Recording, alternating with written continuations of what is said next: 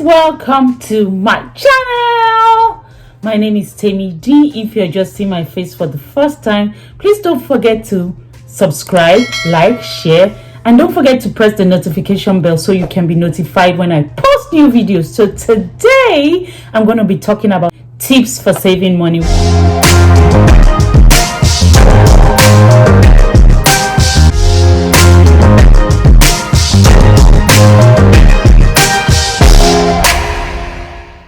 Okay, so I learned a lot of lessons during the economic recession of 2008, and now in 2020 we've had the pandemic for a while and a lot of people have lost their resources. So today I'm just going to be sharing tips for saving money in whether or in the pandemic or not. We know the Bible talks about 7 years of bountiful harvest and 7 years of famine. Joseph had his dream. The Lord had revealed to him, or he was revealed to him in a dream, that there will be 7 years of plenty and 7 lean years. So those years of plenty were meant for people to save so that they can have enough for the lean years to sustain themselves. So those things are still happening nowadays. We have cycles. The economy is always moving in cycles. There are times of boom and there are times of recession. Actually, I have 10 tips today that will help you to be able to adapt in times of plenty and in times of famine, so that way you balance out the swings, so you're not in the highs and in lows financially. As an accountant, I have to talk some numbers, right, and provide you guys with some saving tips. So my first tip today is brown bag your lunch. I've been brown bagging my lunch, or rather bringing my own lunch to work ever since even when I was in Canada, when I worked in Canada, when I worked in the US, before I started working from home, I always pack my lunch myself.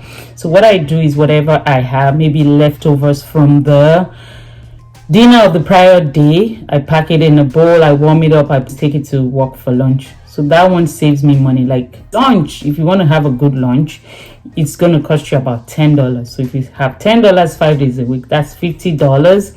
And think about that for the whole year. That comes to about $2,400, which is kind of a down payment for a house, or you can put it towards your retirement savings fund, your 401k, your RESP, like it's called in Canada. So it adds up. You might think, oh, it's just $10 or $5 if you get a cheap one, but all these things add up and they can help you save money. My number 2 key tip is ditch the cable. I think I ditched my cable about 3 years ago. When I first got to the US, I was bundling internet, phone, and cable. After a while, I realized that it just kept getting more and more expensive. And then there was YouTube. You get a lot of entertainment from YouTube, and Netflix is reasonably cheap. Some cable cost was about $300 a month, over $300 a month. So what I did was, I just said, you know what, ditch the cable.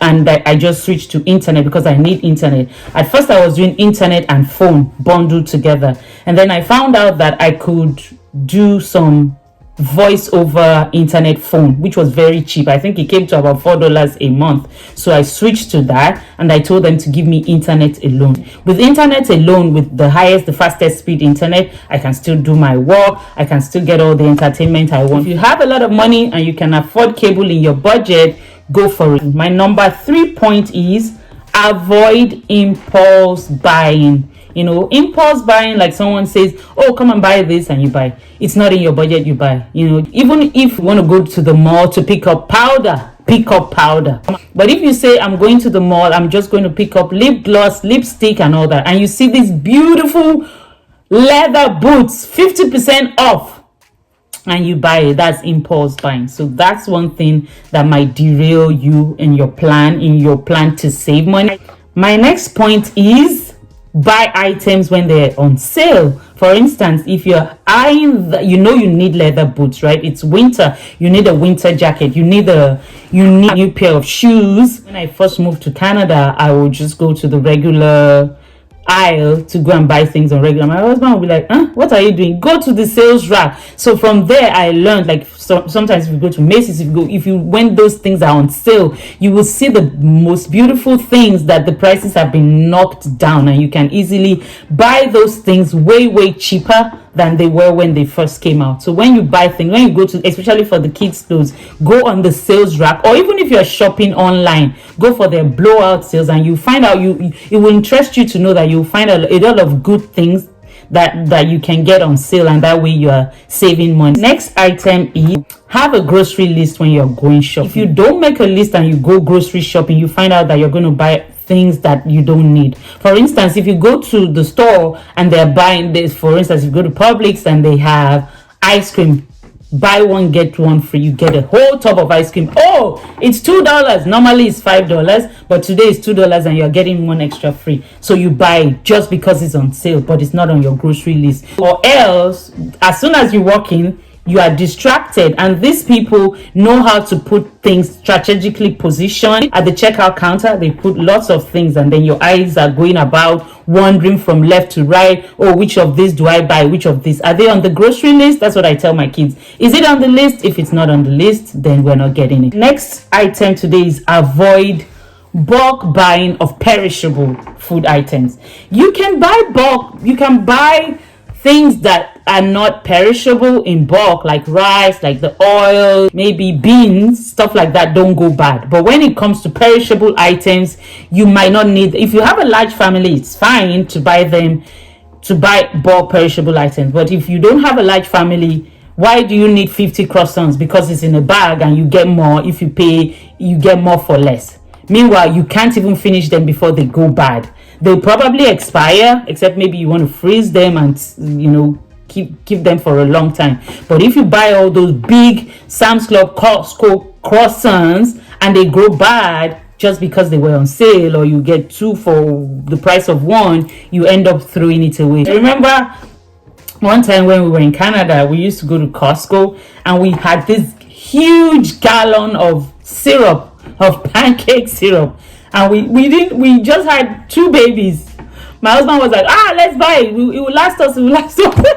We had that jug of syrup forever, and then it ended up expiring. I'm like, why do we need this jug of syrup? Our kids are so tiny, they don't even need that much syrup. So rather than buy that big jug of syrup that you don't need, go to maybe the Kroger, Walmart, and buy a little one that will last you a long time. That way you can manage it. But what I find is those big tubs of syrup, of ketchup, they go to waste because people can't tend to pour them, because you think it's a big jug, you pour them so much and then they go to waste. But if you buy a small manageable container, then it might be, the price might be slightly higher for the size, but you will be able to manage it and it will be able to last you, and you're not splurging unnecessarily on a big tub of syrup that might go to waste. Or if you buy a big tub of ice cream and you are the only one, or maybe you are just 2 or 3 in the house, and then you keep eating, it even forces you to eat much more than you need. If it's like tomatoes,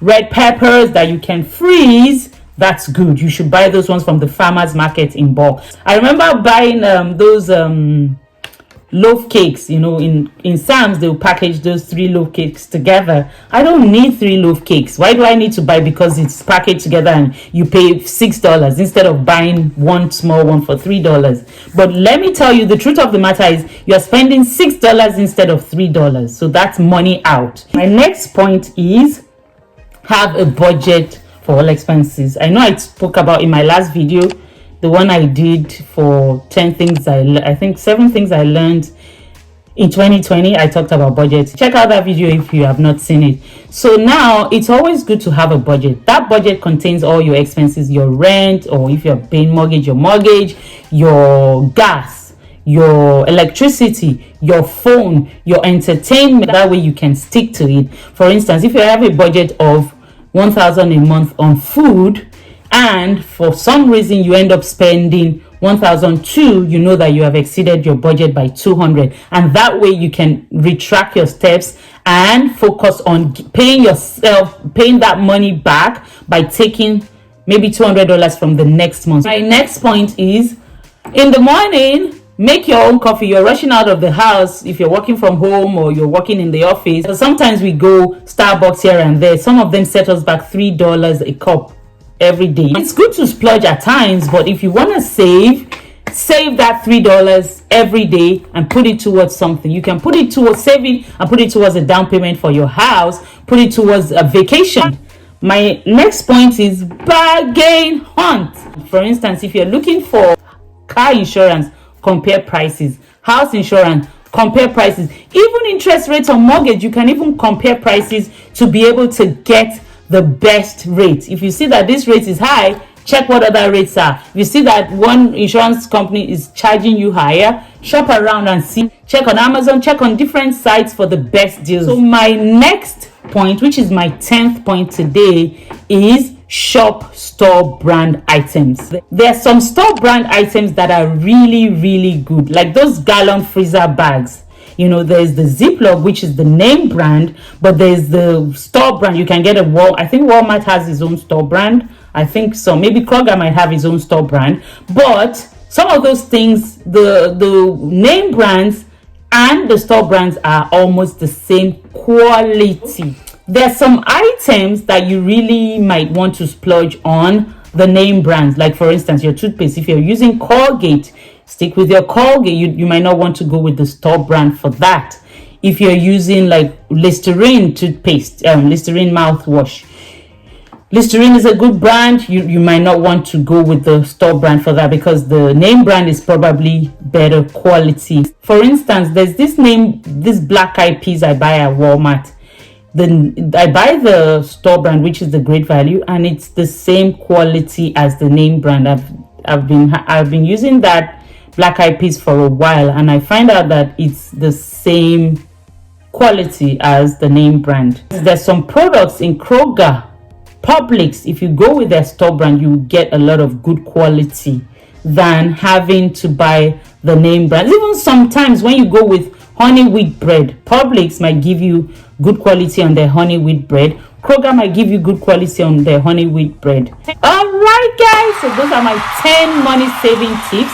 I told you I promised to do finances on this channel. So this channel, I do a whole bunch of things. I do relationships, I do teens, I do hair, I do family, I do saving tips.